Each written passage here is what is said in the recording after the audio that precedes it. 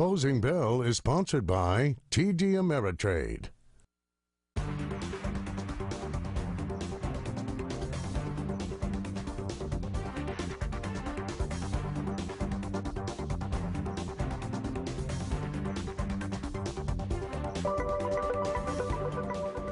About 4 minutes left in the trading day here, and we've had a pretty good rally if you're just joining us here. In fact, for the Dow, it's on its looking at like its best day in about 2 weeks. For the S&P and the NASDAQ, they're on track for their best day in about a month. Now, little statistic here, Brian Belsky will want to know this. The Dow has closed up 250 points or more 10 times, 10 times this year, compared to 5 times last year. So we got that going for us right now. Let's talk about today, though. It starts with the euro and the optimism that's building in Europe that maybe they are coming around to some sort of a solution there. Euro higher off 7-week low, dollar lower. So commodities are going to go higher. Gold acted like that, back above $1,700 today.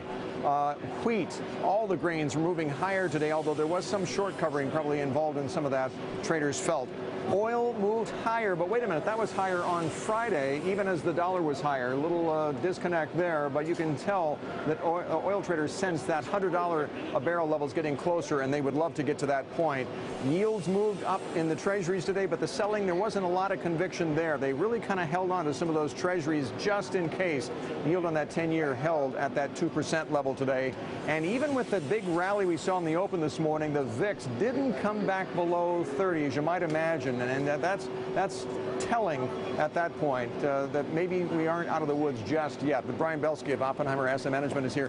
And you always make the point to go for those high dividend yielders, but it's just not the level of the dividend, it's the growth rate of the dividend that you look for, right? Right. If you take a look at how dividend stocks have done so far this year, Bill, it's really been the highest quartile yielding stocks that have outperformed. Our work shows that over time that just cannot continue because typically stocks that pay a higher dividend cannot facilitate the dividend going forward.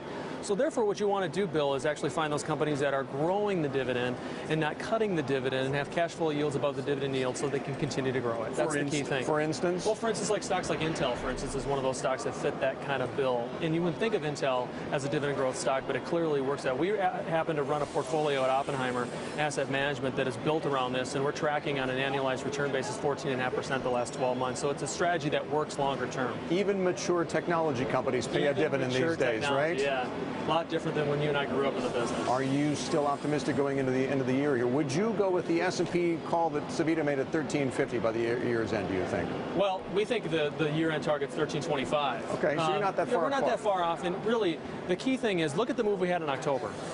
Okay, we had a big move in October. We've had a less than stellar November. You said earlier about the volatility. This is one of the most volatile years on record.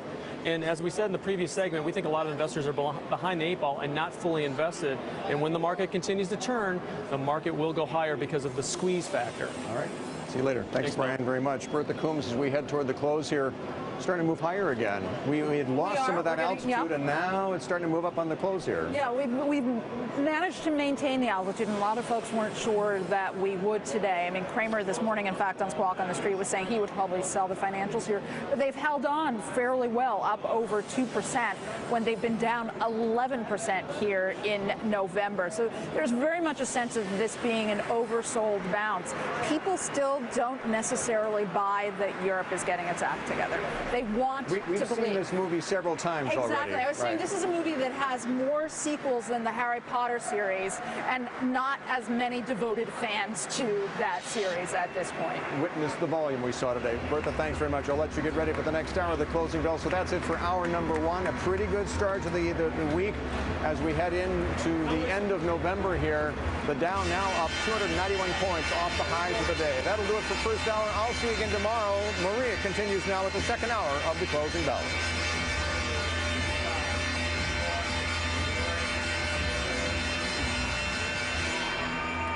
And it is 4 o'clock on Wall Street. Do you know where your money is? Hi, everybody. Welcome back to the closing bell. I'm Maria Bartiromo on the floor of the New York Stock Exchange. Here's what we're following at the close tonight. Investors back in a buying mood today, buying into the beaten down market this Monday afternoon. The S&P 500 7-day losing streak comes to an end with a big rally underway. Stocks closing sharply higher on the session due to some investor optimism about strong Black Friday numbers, the shopping sales above expectation, as well as renewed hopes today that Eurozone leaders are working on a new solution to the region's debt issues. Here's a look at how we finished the day on Wall Street, with the Dow Jones Industrial Average finishing up in the triple digits, off of the best levels. It had been up better than 320 points earlier, but nonetheless up 2 2/3%, 291 points higher on the Dow. NASDAQ Composite up 85 points, 3.5%, as technology really was the leadership group on the upside. And the S&P 500 tonight up 34 points, nearly 3%. We have all the angles covered of this rally. Our reporter standing by at the NASDAQ and the NYMEX, and our market experts will weigh in on whether this rally is for real.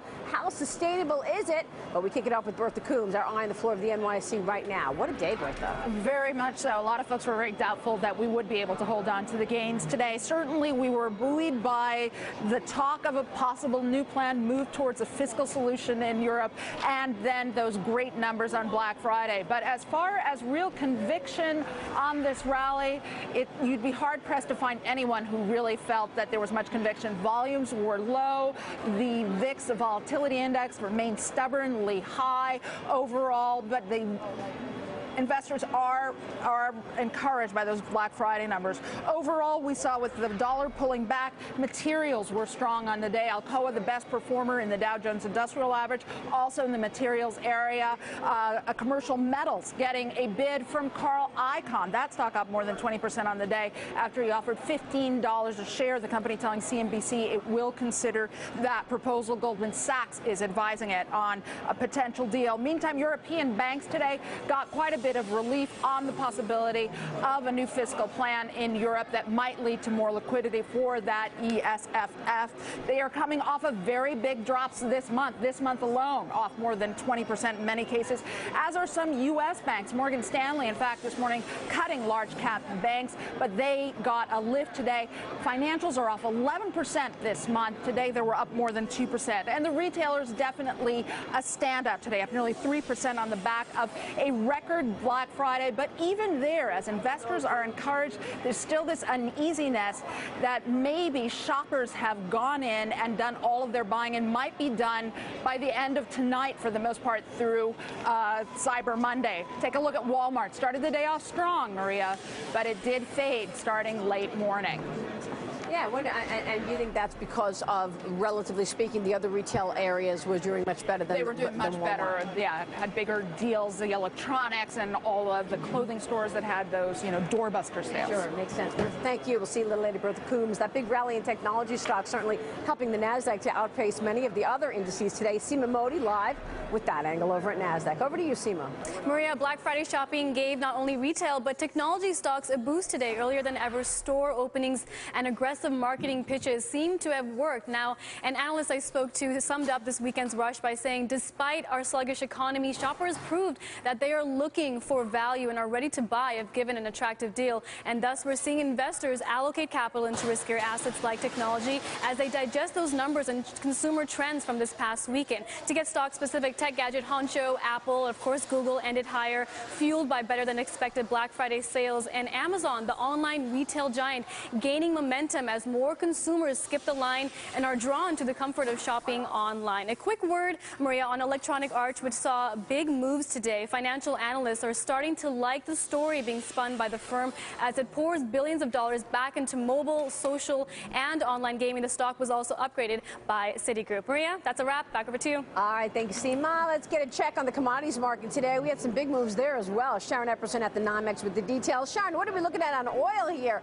Creeping up toward $98 a barrel, huh? Well, we were over $100 a barrel overnight, Maria, and we fell a bit off of those highs of the session. Keep in mind, though, while it seems this market wants to get back to that $100 a barrel mark, and there were hopes that perhaps sometime this week we'll hear some news on fiscal integration in the Eurozone, there's still a lot of uncertainty there, and so we may continue to see some pullbacks here in the oil market and across the board in the energy complex. But we are seeing some big gains not only in the U.S. oil market, but also in terms of what we're seeing with Brent crude prices. On Thursday, the EU will make a decision as to whether or not to ban Iranian oil imports, and that is something that could certainly decrease global supplies and increase the price that we're seeing in Brent crude in particular. We're also looking at big gains today in RBOB gasoline futures, and that has to do with gasoline demand that was probably stronger than normal because of the strong retail sales that we saw. That is something the market has been looking at. We've also been watching, though, what has happened to gold prices, and that lets you know that there's still a great deal of uncertainty about what will happen and pessimism about what may happen in the Eurozone, up over 25 bucks there. And copper prices strong, but again, an oversold technical bounce that we've seen across the board in the commodity sector, helping copper as well as many other commodities today, Maria. All right, Sharon, thank you. Meanwhile, commodities price is certainly among the wide array of topics discussed by our guests all day long today on CNBC. But optimism is still being tempered by the unsettled situation in Europe. Take a listen.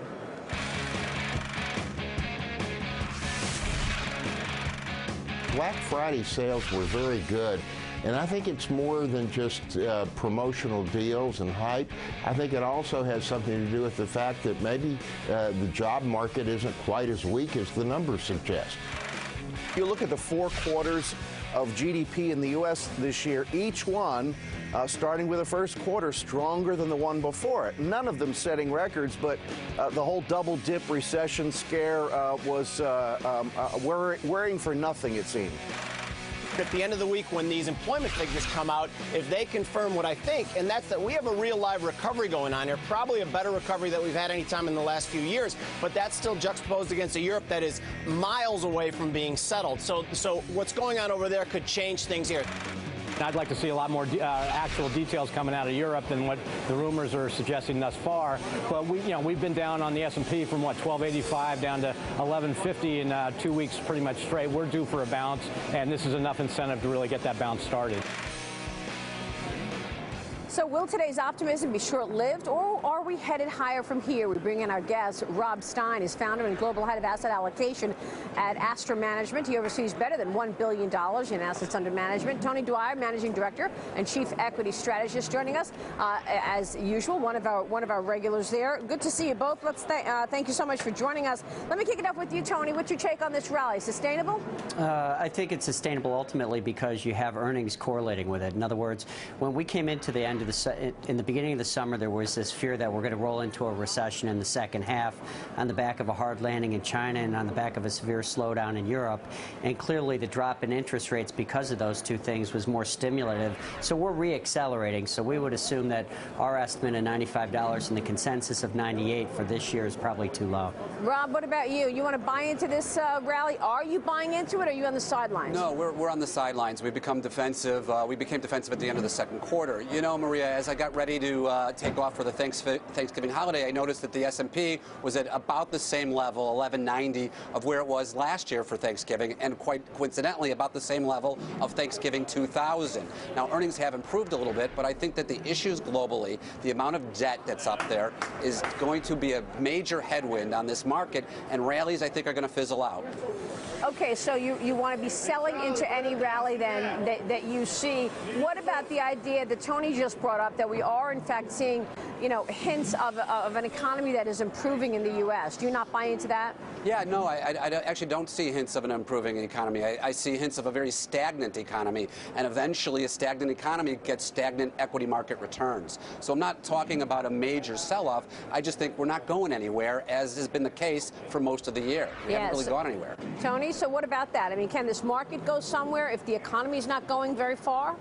I don't know. If you have inventory growth or inventory detraction taking a percentage point out of the GDP so that we had 3.5% final sales, if you have interest rate kick-starting a little bit in the housing market, all the things, how about earnings up 18%? So again, I don't think you have to make, at 12 times earnings in a sub 3% core inflation environment, you don't have to make the case that things are fantastic. Clearly they're not.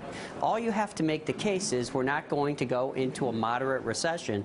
And I think that answer is very clear because China has slowed down, Europe's a mess, and ultimately we've seen a reacceleration again of 2%, but real final sales better than that. So you think that that's enough for the market, that we're not going to go into recession?